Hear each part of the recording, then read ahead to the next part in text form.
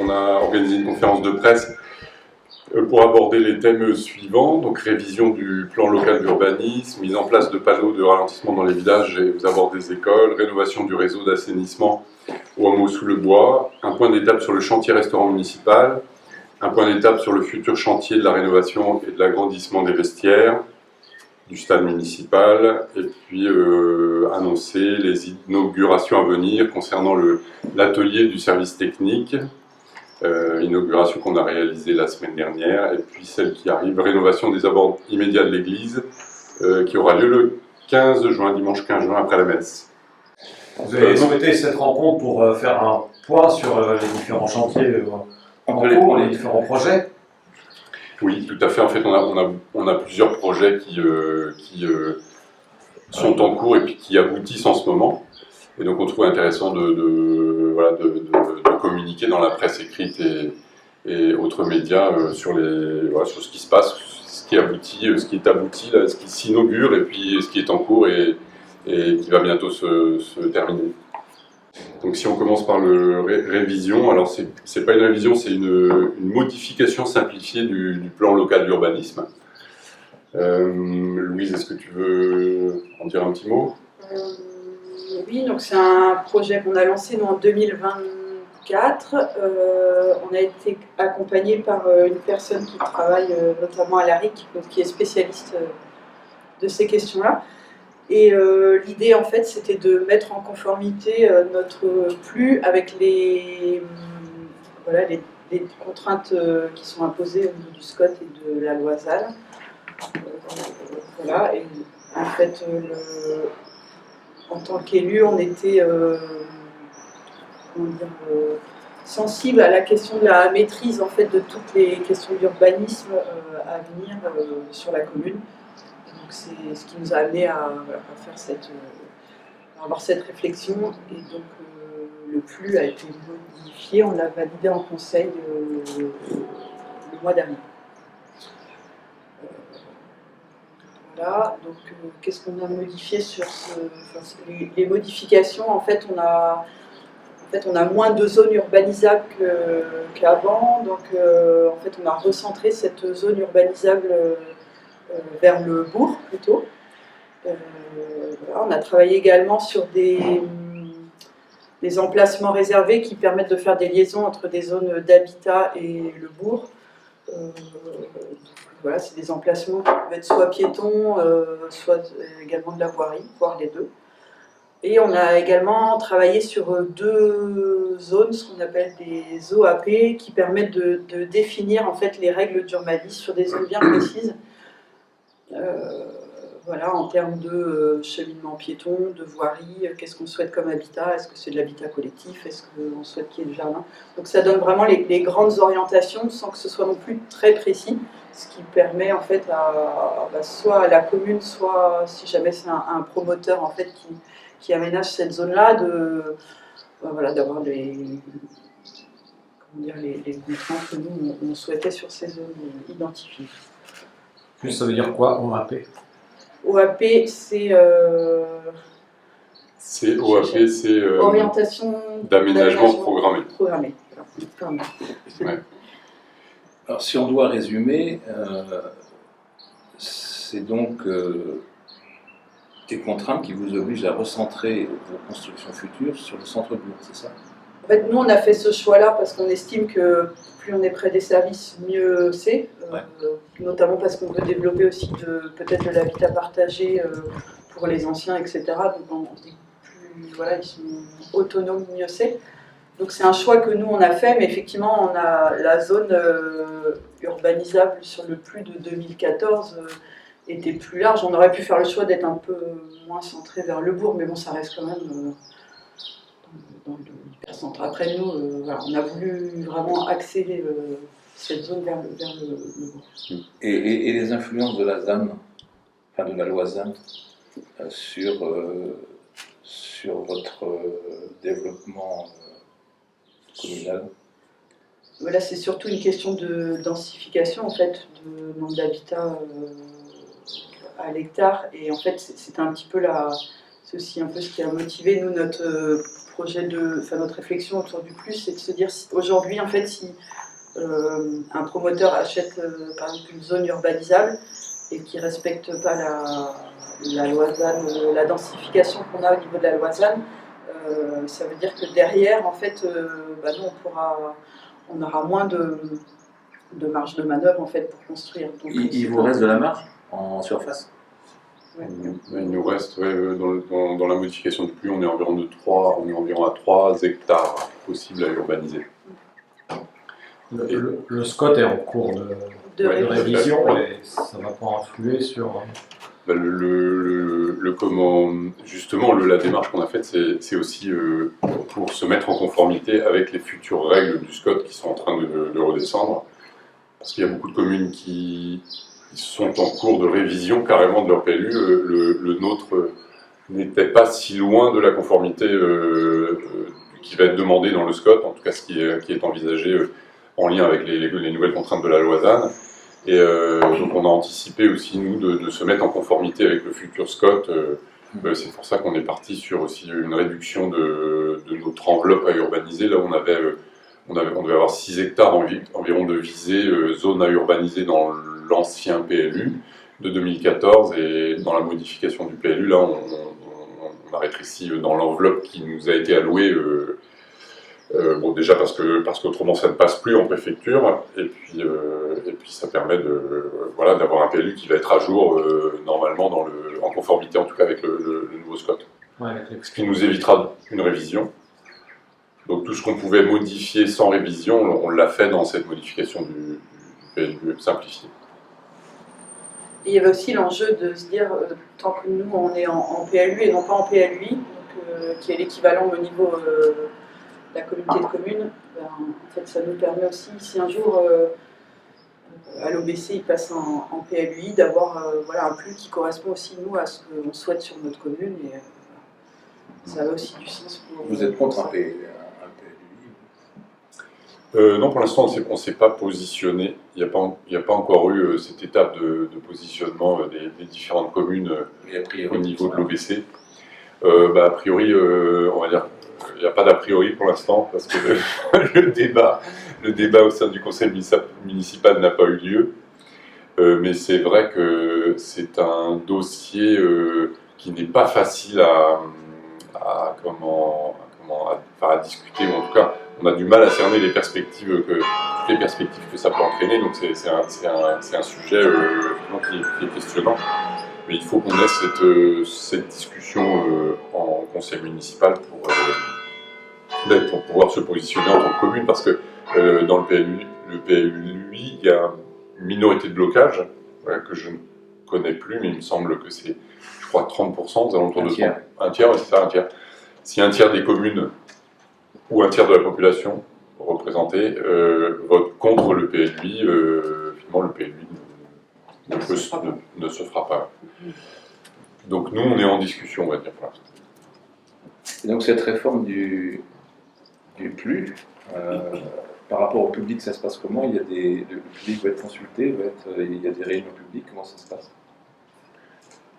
En fait, on n'est pas dans l'obligation de faire de réunions publiques. Après, en fait, il y a toute une procédure, c'est-à-dire que là, il y a déjà ce qu'ils appellent les personnes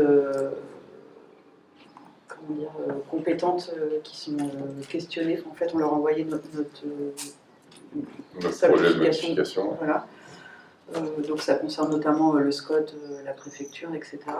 Et après, en fait, on a ce qu'on appelle une consultation possible qui doit durer un minimum de 1 mois. Voilà, donc en fait, les documents sont disponibles à la mairie et également sur le site internet, donc avec tous les documents nécessaires. Et nous, on a décidé de la commencer début août et du coup de mettre 2 mois de consultation pour que justement les gens soient pas que pendant leurs vacances, quoi. Il y a quand même l'enjeu que les gens soient au courant de ce qui se passe. Voilà, c'est à la suite en fait de cette consultation qu'effectivement notre modification pourra être validée. Par le conseil. C'est la préfecture qui le valide. En fait, le conseil a déjà voté, délibéré sur le fait qu'on portait le dossier de modification à à la préfecture et à la consultation, et la préfecture va nous envoyer une validation, et avec possiblement des modifications en fonction du retour sur la consultation publique. La consultation publique, elle est sur le PLU, la modification ou le PLU? Sur le PLU, Oui. oui, sur la modification. Et donc elle a lieu entre, tu vas peut-être dire, C'est mi-juillet et mi-septembre. Début août, jusqu'à Début août sur septembre. Et donc du coup on a ce qu'on appelle notre feuille de chou, la Over Actu, qui va sortir début juillet, donc on en parle dedans pour que les gens soient informés, puis on fera également une communication. Comment? Il y a toujours que 2 ou 3 personnes qui réagissent, c'est consternant. Oui. Après c'est vrai que c'est pas une révision de plus non plus, il y a pas, c'est Non, mais on peut c'est tenir- quand même à la marge, mais oui effectivement. On peut tenir compte des remarques des gens. Enfin, j'espère, je sais pas. Et donc c'est vrai que ça fait 1 an et demi, 2 ans, peut-être qu'on travaille dessus. Donc on a été accompagné, comme Louise disait, par Virginie Bablé, qui est consultante là, et spécialiste de l'urbanisme à l'ARIC. Et donc c'est 1 an et demi de travail en réunion, en atelier au sein de la commission urbanisme. Enfin, l'ensemble du conseil était convié aux réunions parce que voilà, pour qu'on puisse travailler concrètement et ensemble et avoir différents avis sur cette modification.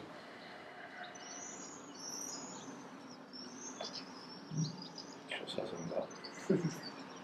Après, c'est aussi un projet qui nous a fait monter en compétence en fait sur toutes les règles du urbanisme, il y en a beaucoup. Sur quelle projection on a envie d'avoir au niveau de la commune dans les années à venir, donc les 10-15 ans à venir. Je trouve que l'enjeu était aussi. Oui, de mettre le sujet en discussion au niveau des élus, en tout cas entre les élus, c'est le meilleur moyen de travailler sur une modification du PLU. Ça met le sujet concrètement en discussion.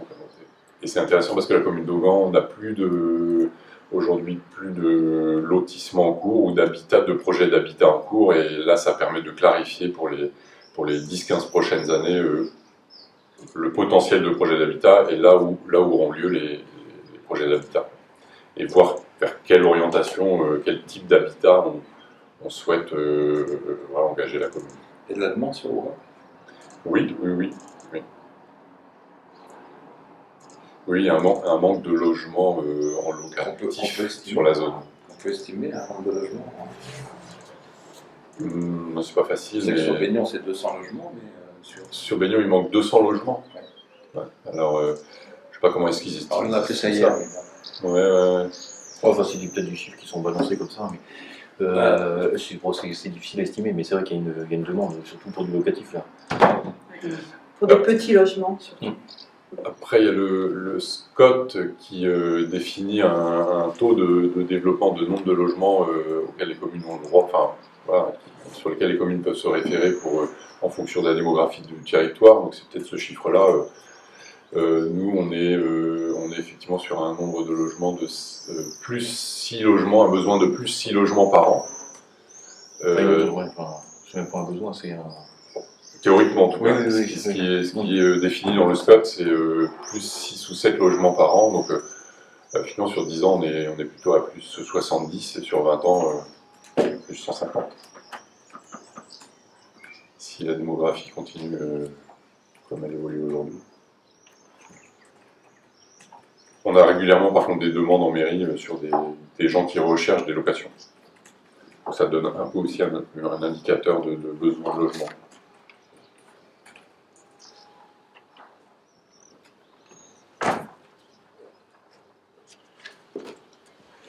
Alors, sujet suivant, mise en place des panneaux de ralentissement dans les villages et aux abords des écoles. Alors Benoît, peut-être que tu vas pouvoir en dire un petit mot. Oui, alors on a entamé cette démarche là suite à des demandes d'habitants. Des demandes d'habitants, de différents villages d'Augan, qui sont venus en mairie nous dire que la circulation, ça roulait très vite dans leur village. Alors c'est vrai qu'il y a des endroits où les routes sont beaucoup plus... ça circule beaucoup plus vite que dans d'autres villages, ça dépend de la configuration. Et en tout cas, on a écouté ces gens-là, on a fait une réunion ou deux en leur demandant ce qu'on pouvait faire. Nous, on s'est questionné avec notamment quelqu'un d'Acomcom, là, qui est un peu spécialiste là, de tout ce qui est voirie. Et on a récemment finalisé ces aménagements dans 3 villages, donc le village du Col, des Placieux et la Croix, c'est pas encore fait, mais bon, ça va venir. Donc 2 villages qui ont été finalisés, hein, et la Croix qui va suivre. On va voir. Finaliser, ça veut dire des panneaux. Alors on a mis des. Donc l'objectif c'était de pouvoir faire ralentir la circulation sans non plus gêner le trafic agricole et sans que ça coûte non plus une fortune. Parce que si on multiplie ça à l'avenir sur beaucoup plus de villages, ça pourrait coûter très cher si on s'amuse à faire des ralentisseurs type Dodan. Donc on a mis en place donc des panneaux. Donc c'est des panneaux qui ont été récupérés. Suite à l'aménagement du bourg, on a récupéré pas mal de panneaux. Donc vous savez que tout le bourg est passé en priorité à droite. Donc on a récupéré beaucoup de panneaux de stop. Et ces panneaux-là, on a juste recollé un autocollant dessus. Voilà, c'est des dessins d'enfants là, qui ont été faits dans les écoles d'Auban. Et donc on a mis ces panneaux-là dans les villages. Et on a mis aussi des petites balises blanches avec un rocher, là, ça s'appelle des J11. Donc ça coûte pas très très cher. Et donc ça permet de faire un effet visuel de rétrécissement de la voirie. Et par conséquent, ralentissement de la circulation. Bon, ça a l'air pas mal, les retours sont plutôt positifs, les gens sont contents. Donc bon, à voir sur du moyen terme, hein, comment ça se passe, si les gens reprennent des habitudes, ou alors si les panneaux sont dégradés, ça pourrait arriver aussi, bon, je pense pas, mais on sait jamais. Et donc si ça marche bien, on pourrait étendre ça à d'autres villages. Voilà. Je vais continuer sur le réseau d'assainissement. Hein. À moins que vous avez des questions là-dessus, ça vous va? Ça vous va, on enchaîne sur le projet suivant, donc toujours Benoît, rénovation du réseau d'assainissement au hameau sous le bois. Donc le hameau sous le bois, donc lotissement, un des premiers lotissements construits, tu te rappelles, hein, Guénel, on était tout gamin, là. Tout jeune, ouais. Ouais, tout jeune, là. Et à l'époque, on courait dans un champ. Ouais, il y avait même, je me rappelle, la voirie était faite autour, il n'y avait aucune maison. Là. Et en tout cas, donc il y a le réseau de tout à l'égout dans ce hameau là, sous le bois, là, ce lotissement là, il a environ entre 40 et 50 ans. Bon, et donc suite à des habitants, là, des habitants qui sont venus par moments se plaindre à la mairie qu'il y avait des odeurs. Bon, il y a eu des inspections télévisées qui ont été faites dans ces canalisations. Bon, il se trouve qu'ils sont fortement dégradés. Donc à côté de ça, donc la commune a un devoir aussi de rejet au niveau du lagunage, hein, voilà, qui est tout en bas. On a donc tous ces eaux usées vont dans une lagune. Et en sortie de lagune, on a des obligations réglementaires, des normes à respecter. Bon, il se trouve qu'on a beaucoup d'eau parasites là, qui arrivent dans cette lagune. Et donc, dû en partie justement à la vétusté de certaines portions, là, dont celle-là. Alors ça, c'est une portion là, oui, qui est fortement dégradée. Il y a des infiltrations d'eau l'hiver. Les regards sont pas étanches.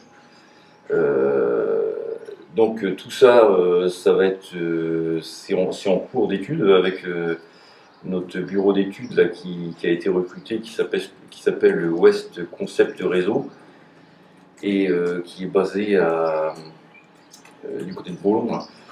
Et donc là, l'étude est en cours. Là, d'ici quelques jours ou une semaine ou deux, on devrait avoir la finalisation de cette étude. On lance les appels d'offres pour le recrutement des entreprises et on espère commencer les travaux septembre-octobre. Donc pour une durée de 3 mois environ. Donc 500 mètres de canalisation à refaire. Avec un coût pour l'instant qui est pas encore chiffré, mais On a une estimation aux alentours de 250 à 200 000 euros. Donc ça coûte très très cher, mais bon, c'est indispensable et certainement que par la suite, il y aura sans doute d'autres tranches à refaire. Et ça, ce sera. Pardon ? Et les lagunes? Alors les lagunes sont en bon état. Elles ont été curées. Le premier bassin a été curé au mois de mai. Donc là, ça fait partie du contrat de DSP qu'on a avec Veolia. Donc on a un contrat pour 8 ans avec Veolia qui, dans ce contrat-là, il y avait l'obligation de curage de cette lagune qui arrivait justement pratiquement à saturation. Alors ça c'est important aussi, même en termes de développement démographique. Ça peut être aussi un frein au développement démographique si la lagune n'est pas entretenue, parce qu'on ne peut pas rajouter non plus 500 maisons sur cette même lagune. Donc ça sera forcément un frein au développement, mais bon, si on veut aussi faire du développement, c'est pas forcément certain non plus. Donc oui, ce que je disais, c'est que certainement que tous les 5-6 ans, il y aura des tranches à refaire, et ça fera partie d'un roulement de réfection de ces tuyaux de canalisation de l'eau usée.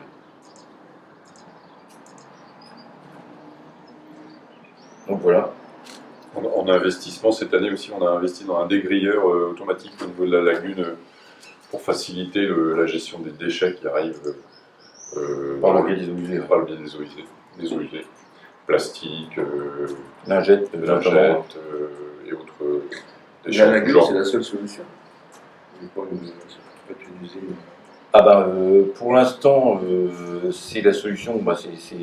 C'est la solution qu'il y a à Augan. Peut-être, alors on a entendu parler que peut-être que ce genre d'assainissement serait remis en cause dans les années qui viennent. Oui, c'est pour ça que je vous pose la question. Oui, avec plutôt des stations d'épuration. Ouais.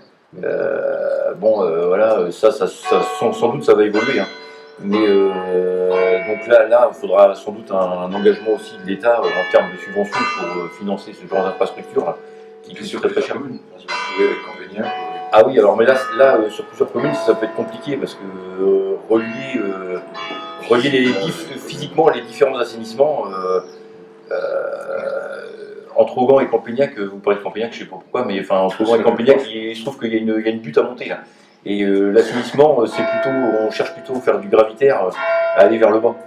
Et mais bon, dans certains cas, peut-être que oui, dans certaines communes, on pourrait s'associer avec d'autres, hein, mais nous, Augan, je ne sais pas, c'est difficile, mais on peut mettre des pompes. Hein, mais bon, en tout cas, pour l'instant, c'est pas l'ordre du jour.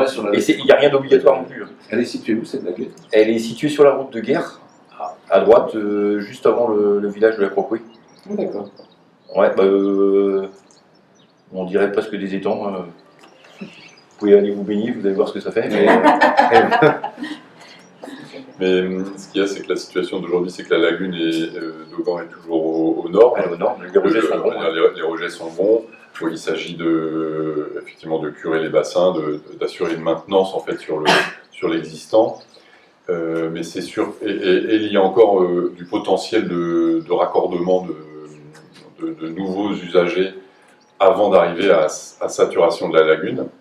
Donc en fait c'est un outil qui est encore qui peut encore fonctionner. Qui avait été surdimensionné, oui, pour l'époque, hein, par rapport au nombre de maisons qui avaient été reliées, parce que bon, depuis il y a eu quand même des lotissements de construits et des valves qui ont été reliés dessus. Mais oui, mais bon, le réseau, forcément, c'est comme tous les réseaux, il se dégrade et il faut l'entretenir. Ouais. C'est un réseau de bus. Ah bah c'est des tuyaux, là il se trouve qu'il y a beaucoup de tuyaux en fibrociment, amiante, donc qui peuvent casser assez facilement. Hein. Là c'est remplacé par du plastique, hein, du PVC. Hein. Donc, de la fonte. Ou de la fonte, oui, voilà, s'il n'y a pas suffisamment de pente, ça glisse mieux. Donc oui, mais bon, toutes les communes vont être confrontées à ça de toute façon. Hein. Et c'est vrai qu'aujourd'hui, s'il s'agissait de refaire un nouveau système, les normes d'aujourd'hui, je pense, guideraient l'investissement vers une station d'épuration. Donc, de ce qu'on comprend, ce qu'on peut entendre, c'est que l'agrandissement d'une lagune comme celle-ci, c'est pas des projets d'avenir. Si on avait besoin de plus de connexions, heureusement aujourd'hui il reste de la marge, mais s'il s'agissait de vraiment l'agrandir, eh ben, forcément c'est plutôt d'aller agrandir les lagunes, c'est des projets qui seraient viables, ce serait station d'épuration, parce que les normes ont évolué aussi. Mais le rejet, ils vont où? Dans une rivière? Ah bah ils sont, il y a 3 bassins donc où il y a de la décantation, les UV qui font aussi le boulot. Justement le principe de lagunage c'est que les eaux arrivent, alors c'est pour ça qu'il y a aussi un dégrilleur de mie. Parce que le dégrilleur, en fait, ce qu'on appelle dégrilleur, il y a une grille à l'arrivée des effluents, une grille qui capte les déchets. Et cette grille, si elle se bouche avec les déchets, alors toutes les semaines, voire 2-3 fois par semaine, il y a les agents de Veolia qui passent déboucher cette grille, mais à chaque fois qu'ils débouchent cette grille, ça fait un afflux massif d'eau usée qui arrive d'un coup, un peu comme une vague. Et donc, justement, le but du lagunage, c'est que ça arrive tranquillement, que ça se décante. Voilà, et les UV qui tuent les bactéries, les virus à travers l'eau, c'est pour ça qu'il ne faut pas d'ombre sur cette lagune non plus. Là. Et donc ça passe les 3 bassins et ça finit dans le ruisseau, ce qu'on appelle le ruisseau du Pont du Moulin, là, ou le ruisseau de la vallée Saint-Couturier, il a plusieurs noms. Hein. Et donc ce ruisseau-là, il se jette dans l'Oyon après. Tout s'explique. On passe au point suivant. Point d'étape sur le chantier du restaurant municipal. Donc en fait le restaurant municipal c'est un chantier qu'on a commencé à réfléchir, on peut dire maintenant il y a 4 ans, en 2021, dès le début du mandat, on va dire après le Covid. Et donc ça y est, le chantier arrive à son terme. Il est prévu que le restaurant municipal ouvre ses portes en septembre 2025. Donc le chantier s'est bien passé et continue de bien se passer. Il nous reste 1 mois et demi encore avant réception. Il a commencé au mois de septembre l'année dernière et voilà, il s'est très bien déroulé. Donc je tiens à remercier, en tout cas à féliciter notre architecte et notre maîtrise d'œuvre et tous les artisans qui se sont impliqués, qui ont joué le jeu pour tenir le timing de 11 mois de chantier, parce qu'avec l'échéance un enjeu d'ouverture du restaurant en septembre là, pour la nouvelle rentrée scolaire, parce que ça a été bien, voilà, tout s'est bien déroulé, ça s'est bien passé, donc ça c'est très bien, on y arrive, après 4 ans d'efforts, c'est pas rien. Nous on a commencé, en parallèle de ce chantier, bon, il y a aussi un travail sur le fonctionnement, le futur fonctionnement du restaurant municipal qui a été mené depuis le mois de septembre l'année dernière, donc à la fois sur la réorganisation des services et l'impact sur le RH, en fait, sur l'organisation du travail des gens. Donc on a travaillé avec le centre de gestion 56 et puis l'ensemble des agents du périscolaire pour projeter cette nouvelle organisation et que les choses soient bien organisées et que ça se passe bien pour tout le monde. On a embauché également un cuisinier, on vient juste de l'embaucher.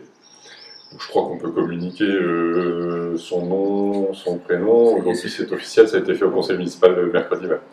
Donc il s'appelle Monsieur Arrivel et c'est le cuisinier actuel de la cantine de Taupont, la cantine scolaire de Taupont. Donc on est très content de ce recrutement et très content de le voir arriver. Il va commencer mi-août pour préparer un petit peu le démarrage de début septembre.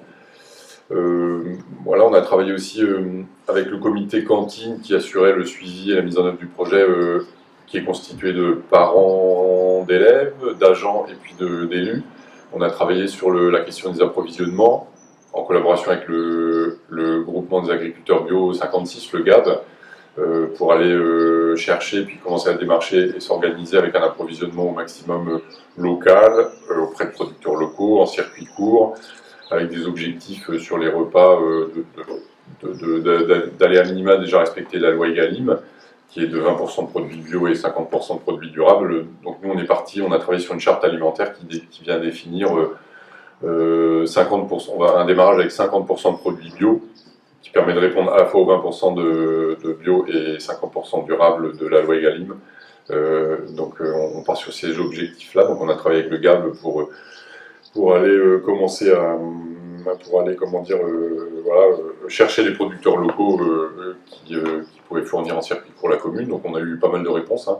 On a travaillé aussi avec la Chambre d'agriculture sur le fait de communiquer aussi à tous les agriculteurs du territoire. Le fait qu'il y avait l'ouverture de cette cantine, cette nouvelle restauration collective qui souhaitait travailler en régie et un maximum avec des produits du territoire. Donc on a eu un bon retour de pas mal de producteurs locaux. Donc on va démarrer sur cette base-là, notamment en approvisionnement sur les légumes, en local, sur tout ce qui est produits laitiers, sur ce qui est aussi tout ce qui est fruits, et puis pain. Donc ça, c'est les premiers approvisionnements qui sont faciles à trouver localement. Et puis progressivement, on essaiera de travailler sur d'autres approvisionnements type viande, et puis autres, pour que ça reste au maximum local. Et puis également sur tout ce qui est épicerie, on va travailler avec des grossistes aussi pour se faire approvisionner dans un premier temps sur les produits d'épicerie. Voilà, qu'est-ce que je peux vous dire d'autre sur la cantine voilà, on a hâte que ça s'ouvre. On fera une inauguration début septembre. C'est encore possible avec le devoir de réserve 6 mois avant les élections. C'est pour ça qu'ils font leur conférence de presse. Bah oui. Ouais, en partie. Alors après, on prendra les précautions auprès de la préfecture, parce que c'est la préfecture qui régit cette réglementation-là, mais après, on n'est pas, quand on fait une inauguration d'un projet en cours qui aboutit, un projet qu'on travaille depuis 4 ans, il me semble qu'objectivement, on n'est pas dans une démarche de campagne municipale, on est plutôt dans voilà, le fait de communiquer et puis de finaliser ce qui a été construit depuis 4 ans. On verra, peut-être que la préfecture dira non, c'est pas possible. Bon, J'ai 2 questions. Vous êtes en dessus de la loi Egalim si vous proposez aux gamins 50% de produits bio, alors que la loi Egalim en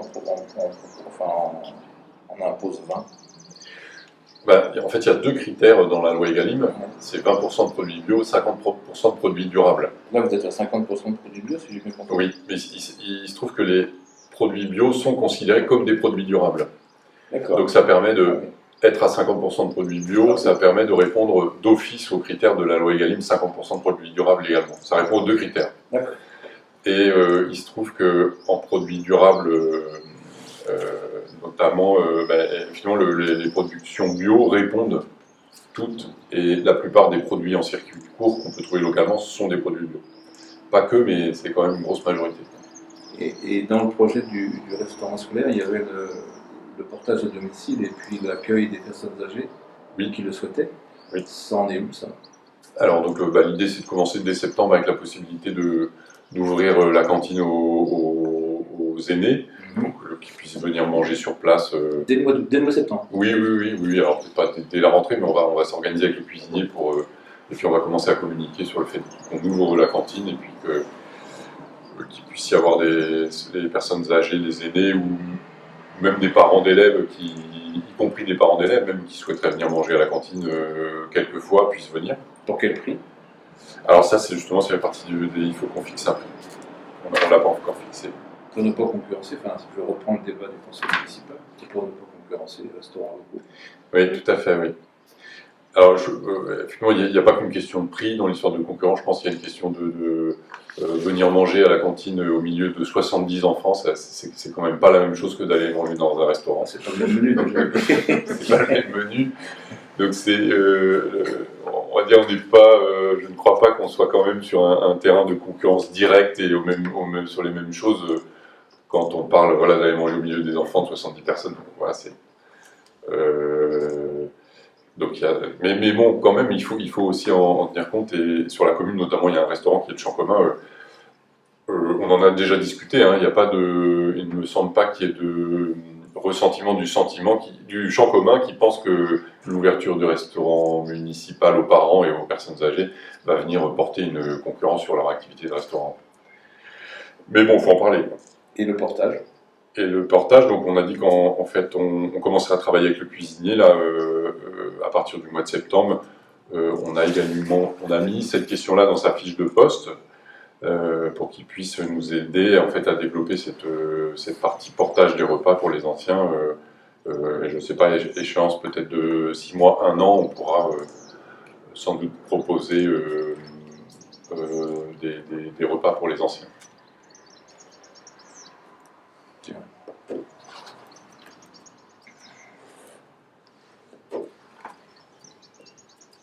Voilà, un petit peu sur le restaurant municipal, le ministre Benoît, vous voulez d'autres... Non, non. Bon, On cherche un nom pour le restaurant. Ah, tout à fait, vas-y, parle-en. Voilà, on a proposé aux élèves des écoles de proposer des noms de restaurants, donc on devrait peut-être faire ça avant l'été. Il y avait un nom pour la boutade, un nom mais qu'on dévoile ou pas. Ah oui, Non, c'est pour le jeu de mots, c'est le resto-gant. Ouais, je sais pas. Ça, si suite à cette conférence de presse, il peut y avoir quelques retours, d'avoir un avis des gens qui regardent la conférence de presse pour savoir si ça peut leur plaire, le resto-gant. Bon, c'est un peu télécommandé quand même, hein, c'est un peu... Mais non, on espère que les enfants remontent des idées un peu plus originales. Alors, point suivant, point d'étape sur le futur chantier de la rénovation et de l'agrandissement des vestiaires du stade municipal. Louis, je te laisse là. C'est pareil, c'est un projet qu'on a démarré quasiment au début du mandat, suite à c'est une demande du club de foot au Grand Campagnac. Leurs vestiaires sont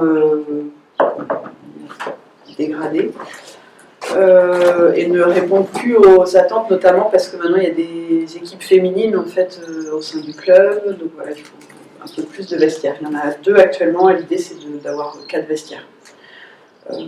Voilà, donc on a beaucoup discuté avec le club de foot pour comprendre leurs besoins. On a visité également des vestiaires voilà, sur les communes alentours pour essayer de voir comment est-ce qu'on pouvait, nous, trouver la solution idéale pour Auban. Et suite à ça, donc, on a recruté un architecte donc, qui nous accompagne. Et donc il va y avoir 2 parties sur ce projet-là. Il y a une partie vraiment extension des vestiaires. Donc ça va être la première phase de chantier. Donc, qui va comprendre 2 vestiaires au niveau du terrain de foot et en dessous il y aura une salle en fait pour le club et d'autres associations si elles le souhaitent. Et il y aura une 2e phase de chantier qui comprendra la rénovation des vestiaires actuels. Où, voilà, il y aura une réflexion des 2 vestiaires actuels et puis également des vestiaires des arbitres avec des lieux de stockage, etc.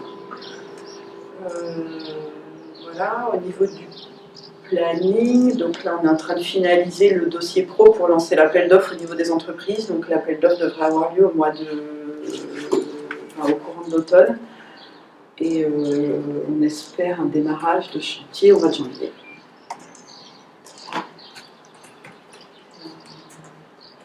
C'est un beau projet. Voilà, c'était intéressant de travailler avec toute l'association du foot là. C'était très constructif, je le dis à chaque fois, mais parce que voilà, c'est bien quand les projets se passent comme ça. Ça marche bien, c'est une collaboration qui marche bien. Et en plus, les filles montent en D1. Voilà, ce qui est quand même l'événement de l'année.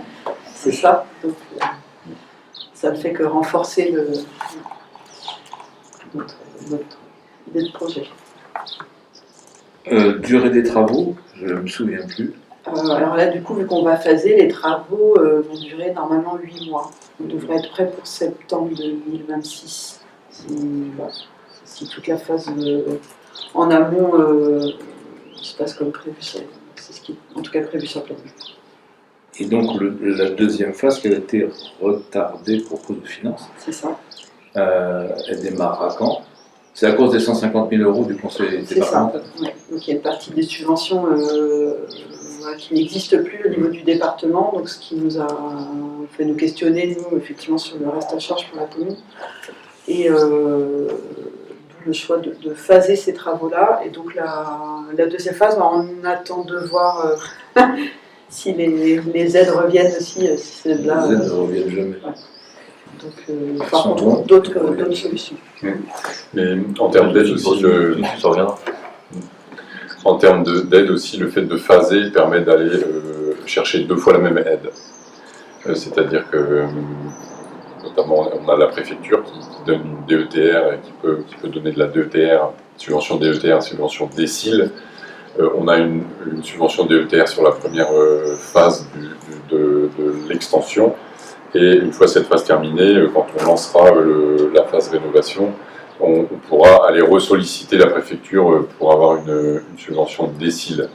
Donc ça permet aussi même si le département ne renouvelle plus sa subvention PST qui était de 35%, donc qui était conséquente à hauteur de 150 000 € effectivement environ sur le chantier. On pourra aller rechercher auprès de la préfecture ou du fonds vert sur la rénovation pour essayer de retrouver un niveau de subvention comme si on avait un niveau avec le département. C'est le mécanisme des 2 phases qui permet ça. Raisonnablement, les travaux peuvent commencer quand, hein? Sur la deuxième phase, l'idée c'est qu'on puisse enchaîner, quoi. Ouais, c'est ça, si on peut réaliser cette première phase, étant donné qu'en fait on a fait un dossier pro sur l'ensemble du chantier, donc on a déjà une partie de du travail sur la deuxième phase qui est réalisée. En fait, toute l'étude, la conception est faite, donc il s'agira juste de lancer l'appel d'offres au bon moment quand on sera sûr d'avoir des subventions pour le financement, quoi. Donc idéalement, c'est dans la foulée, quoi. Campagnac ne participe pas au financement du projet? Non. Ils ont aussi leur... Oui, ils ont leurs infrastructures, la loi aussi, ouais. Il me semble qu'à Campagnac, ils ont un projet de clubhouse aussi, de construction de clubhouse. C'est un peu vous en avez un aussi un peu dans votre projet? Tout à fait, oui. Et pas uniquement dédié au football. Voilà, nous effectivement, on le souhaite ouvert aux autres assos. Ouais. C'est un terme bien pompeux, clubhouse. Pas forcément du champagne et des moquettes. Hein. Non, c'est le terme qu'on utilise. Oui, c'est ça. Mais bon, une simple salle suffit. Tout à fait. Après, c'est vrai que c'est un endroit qui est joli sur la commune, qui est très arboré. Et puis, en fait, c'est aussi la remarque qu'on s'est fait en travaillant sur ce projet-là, c'est qu'on s'est dit que c'est un endroit qui était sans doute un peu sous-utilisé. Il y a des écoles qui font quelques fêtes quand même d'école là-bas. En fait, c'est bien clôturé tout ça, donc c'est plutôt bien sécurisé pour les enfants. Et en fait, c'est ce qui aussi nous a motivés à dire peut-être que ça va ouvrir d'autres possibilités aux associations.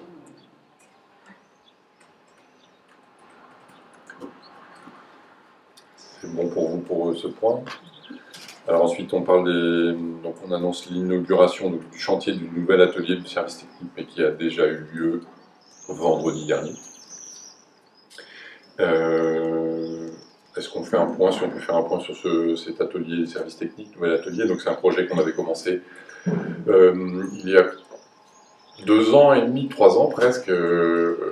Pourquoi? Parce qu'on a identifié assez rapidement au début du mandat que le local actuel technique des services techniques n'était pas satisfaisant, n'était plus en bon état, n'était pas, en termes de confort de travail, n'était pas satisfaisant, en particulier pour les agents, au niveau des bureaux qui commençaient à être insalubres, et puis également au niveau de la taille du hangar qui faisait que c'était compliqué d'organiser le travail à l'intérieur. Donc on s'est rapidement posé la question de qu'est-ce qu'on peut faire pour améliorer cet atelier technique. Donc on a eu ensuite l'opportunité d'un hangar qui a été vendu sur la commune, qui était pas loin du bourg, donc rue de la Métairie. On a fait le choix de l'acheter avec potentiellement l'idée d'y déplacer les locaux techniques. Ensuite, on a ouvert un débat au sein du conseil municipal et avec les agents pour savoir si on allait plutôt agrandir le local technique qui était rue de la Croix-Rouge ou alors déménager les services techniques rue de la Métairie. Bon, le choix a été de déménager les services rue de la Métairie parce que le hangar est un petit peu plus grand, parce qu'on a fait une extension de bureau. On a fait du comparatif financier et on était sur kiff-kiff, à peu près le même coût de rénovation ou de travaux s'il s'agissait de l'agrandissement rue de la Croix-Rouge ou d'une adaptation du local rue de la Métairie.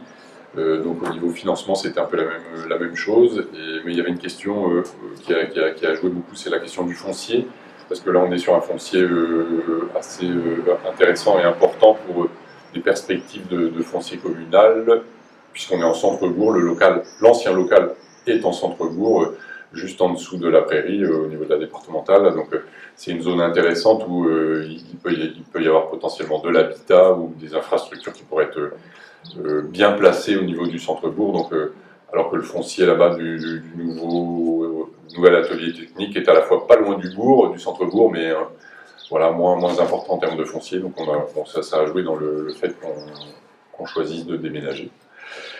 Donc le déménagement est réalisé, il y a eu un agrandissement pour y faire des bureaux, donc maintenant l'équipe c'est vrai est bien installée avec un bureau, de quoi travailler, de quoi faire petites réunions, de quoi faire les pauses, des nouveaux sanitaires et puis nouveaux vestiaires. Donc ça va leur permettre le hangar est un petit peu plus grand. Donc ce hangar il sert principalement de parking des équipements, des véhicules. Deux portails. Voilà, donc on a installé 2 portails dans le souci pour améliorer ce qu'il y avait avant. Il n'y avait qu'un seul portail, donc souvent les agents étaient obligés de sortir 3 ou 4 véhicules avant de pouvoir aller chercher le véhicule dont ils avaient besoin. Là, 2 portails, ça permet de mieux organiser le parking et puis de limiter ces contraintes de stationnement. Voilà, donc voilà, on est assez content aussi d'aboutir ce projet parce que même si le changement n'est pas toujours évident, prendre cette décision de changer de lieu, de local technique, ça ne convient pas à tout le monde. Le changement au sein des équipes n'est pas toujours porté de façon simple, parce que ça pose des questions, et c'est bien normal, on est tous pareils. Mais aujourd'hui, maintenant que les choses sont réalisées, je pense que les agents, l'équipe technique, ils sont contents d'arriver dans ce nouveau local.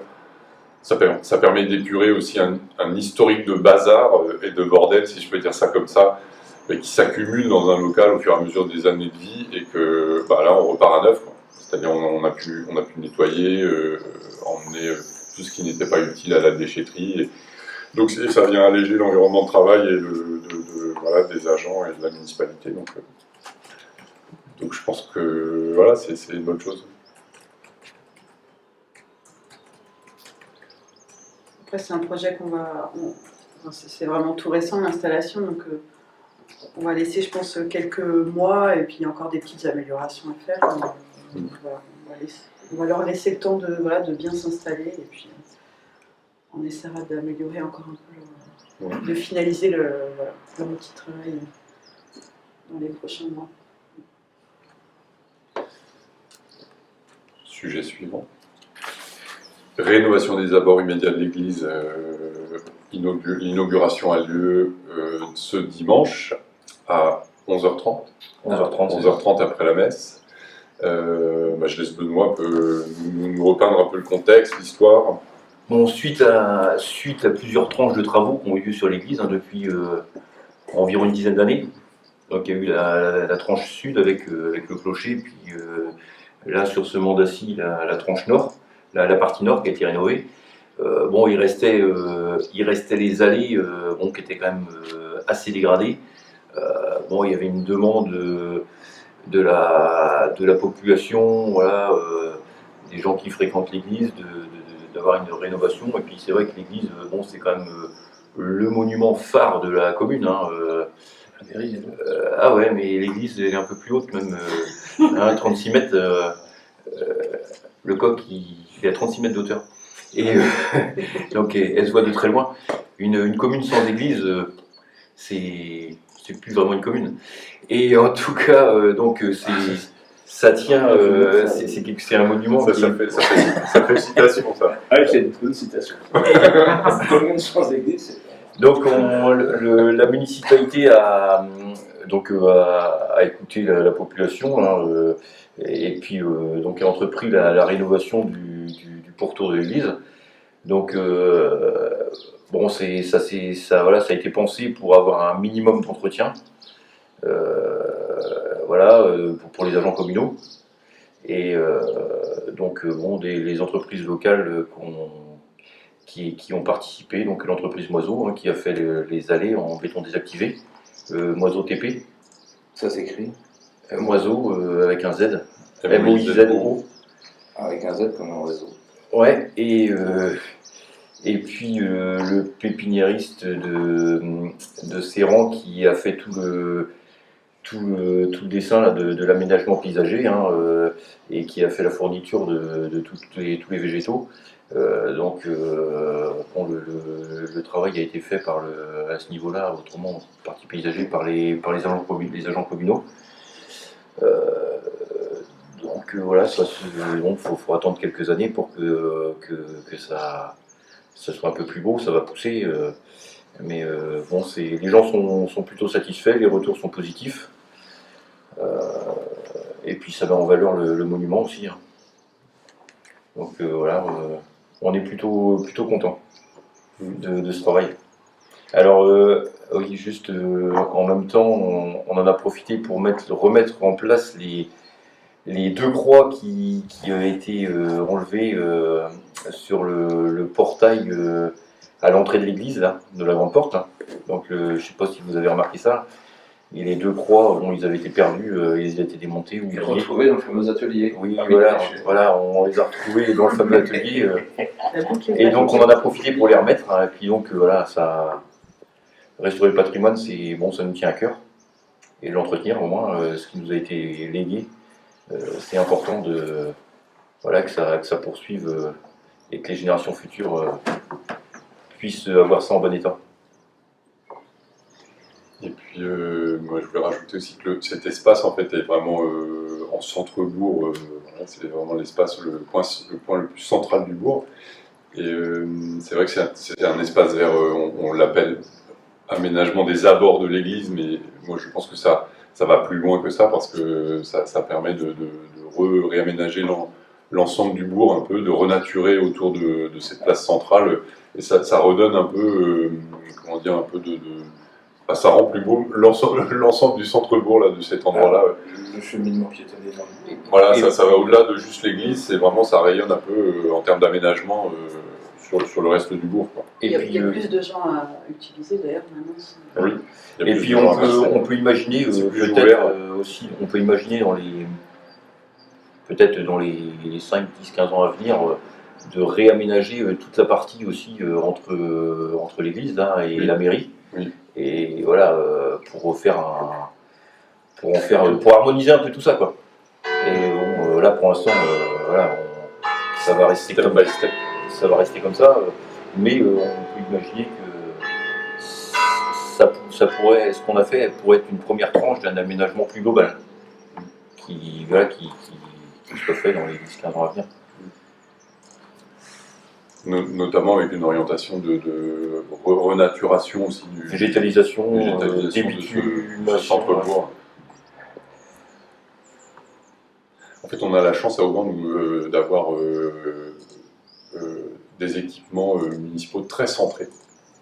Tout est rassemblé au même endroit, c'est multifonction, mairie, foyer, garderie, médiathèque, restaurant municipal, salle de sport, église, c'est pas une infrastructure de la mairie, mais en tout cas c'est là, et on a une espèce d'îlot en centre-bourg et il y a une réflexion à avoir sur l'aménagement végétal et on va dire naturel et agréable de cet îlot central.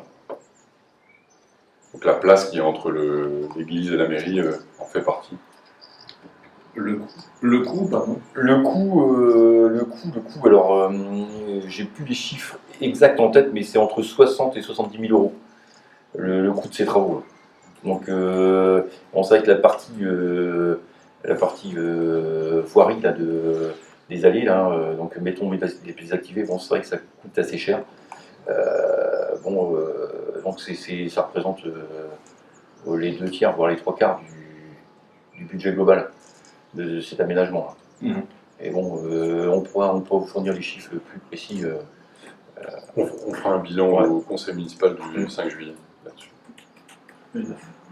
9 juillet, pardon.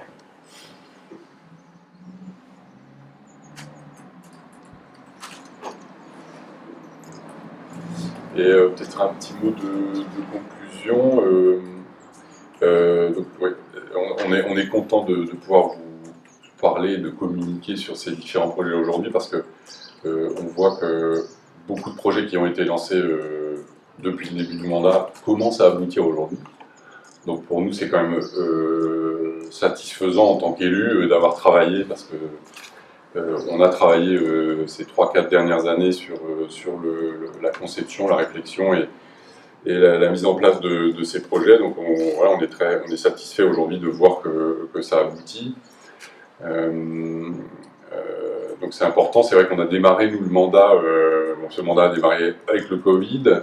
Nous on était une nouvelle équipe municipale dont quasiment l'ensemble de l'équipe n'avait jamais été élu. Donc on a sans doute mis un petit peu de temps à prendre les choses en main. Donc c'est pour ça que les projets arrivent aussi, l'aboutissement de certains projets peut arriver tardivement un petit peu. Mais bon, l'important c'était de finaliser ça avant la fin du mandat, sur des programmes et des projets sur lesquels on s'était engagé dans notre programme à l'occasion des municipales 2020. Donc voilà, je pense que tous les élus, Benoît, Louise et puis d'autres élus, on est assez contents aujourd'hui de voir tous les efforts qu'on a pu faire ces 4-5 dernières années aboutir sur des projets concrets, quoi. Et que aussi la population puisse être satisfaite et se rendre compte d'évolution, d'aménagement, de changement sur différentes choses. Et que, voilà, donc c'est bien. Bon, si je peux simplifier ça comme ça. Tous vos projets ont été enclenchés et sont terminés, ou presque terminés, ou il y en a d'autres que vous aviez listés et qui sont encore...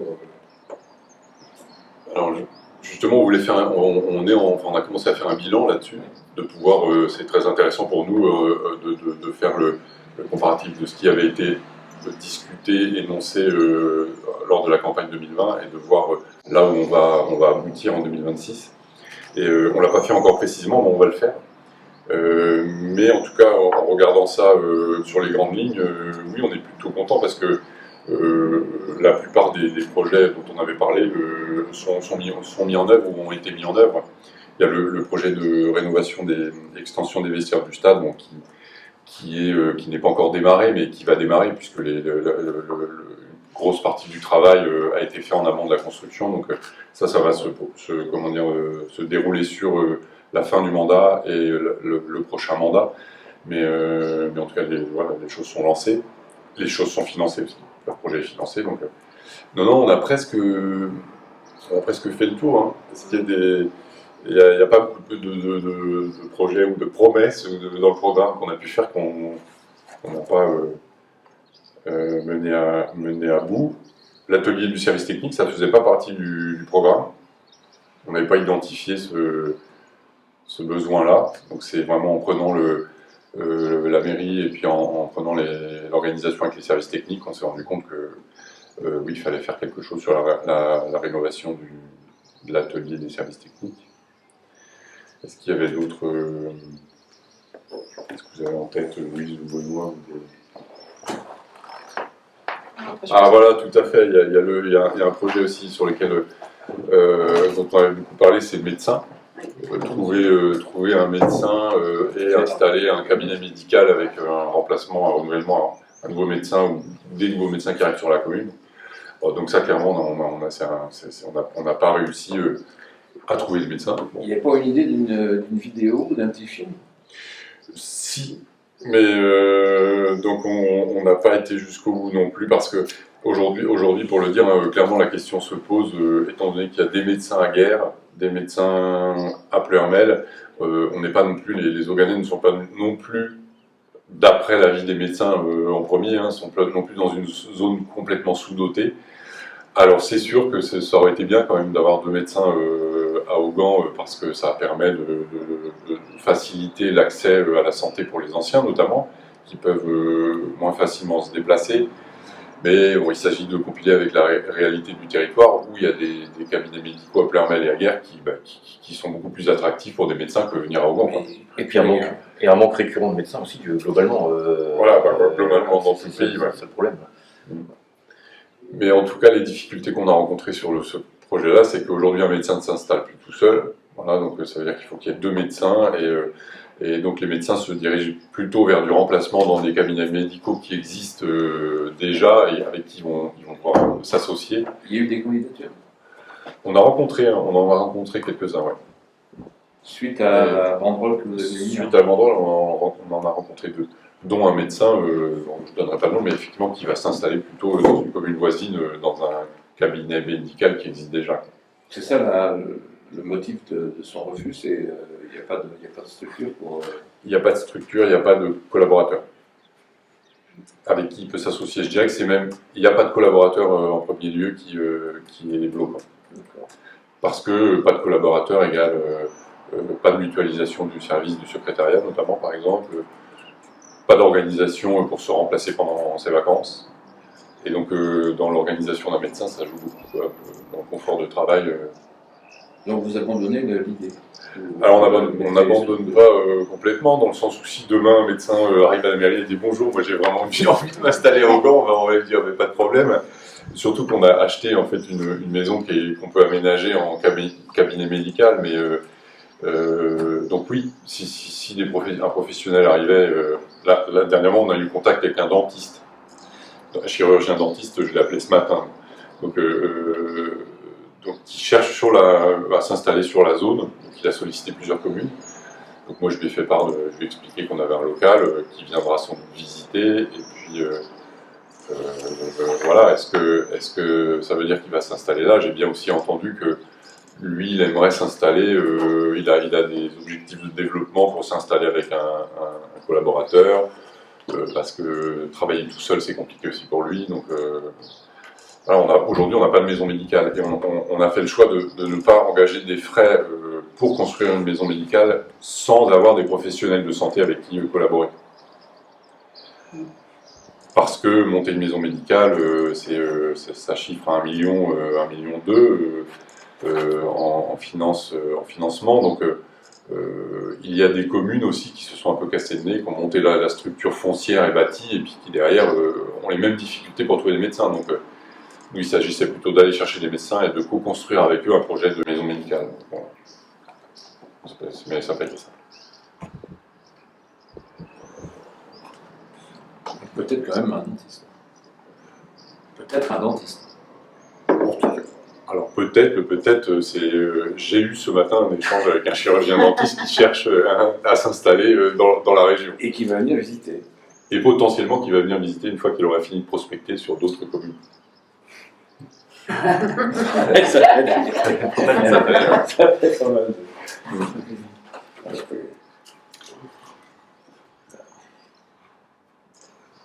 Un petit mot de la fin, Louise, Benoît. On va te laisser la parole. Alors non, on peut dire ou redire, parce que ça a déjà été communiqué, mais qu'effectivement on serait content, nous, l'équipe actuelle, de pouvoir repartir sur un deuxième mandat, parce qu'effectivement il y a des projets en cours qu'on souhaiterait aboutir, et parce que les projets qu'on a menés ce mandat-ci nous ont fait aussi identifier des besoins ou des projets à réaliser dans un deuxième mandat. Donc on est plutôt satisfait du travail qu'on a mené ce mandat-là. L'équipe municipale se porte bien. Il y a une bonne moitié de la majorité qui est partante pour repartir. Donc on est en train de construire la liste pour les élections 2026 et on espère que les citoyens ouganais nous feront confiance sur un deuxième mandat. Pour qu'on puisse continuer et puis aboutir ce qu'on a déjà commencé sur ce premier mandat. Les 2 élus à vos côtés sont repartants. Alors on a encore un petit peu de secret quand même dans la divulgation des gens qui repartent. Parce que là vous dites on est satisfait, on repart. C'est vous-même qui prenez le pronom indéfini ou si c'est vous prenez la parole pour les 3? Alors, en termes de satisfaction, voilà, là, il n'y a pas de secret. Effectivement, on peut partager, Benoît et Louise, sur le travail qui a été réalisé. Je pense que Benoît et Louise peuvent donner leur point de vue, qu'on ait un on, effectivement, peut-être. À moins que vous ayez un autre point de vue. Hein. Non, c'est vrai que le travail qui a été réalisé, même si parfois on n'est pas toujours... ça peut arriver qu'on a des points de désaccord, hein. Mais le constat fait que là, ce qui a été réalisé, c'est quand même du bon travail. Et là, c'est indéniable. Après, sur la question des prochaines élections, moi je donnerais, j'en dirais plus en temps voulu.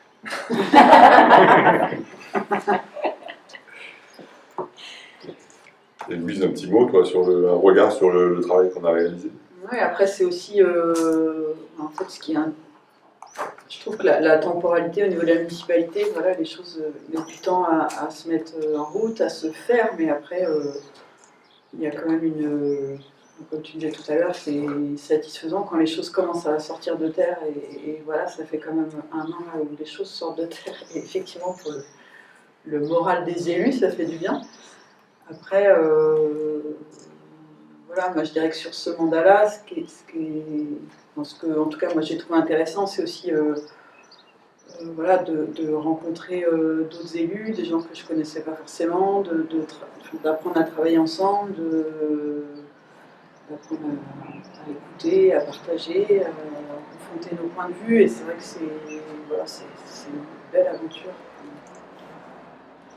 Il faut que les gens s'investissent au niveau des municipalités.